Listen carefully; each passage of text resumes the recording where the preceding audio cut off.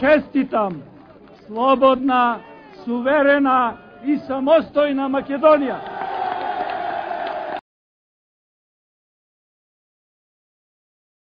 Πώς κρίνετε τις τελευταίες δηλώσεις του Γλυγκόροφ?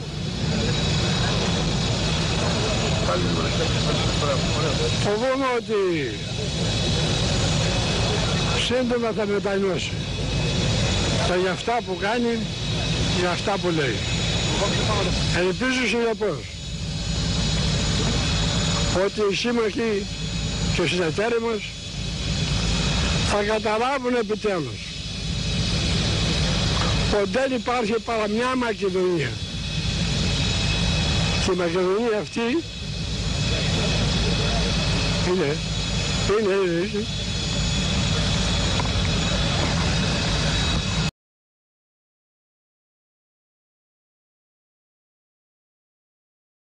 Čestitam, slobodna, suverena i samostojna Македонија.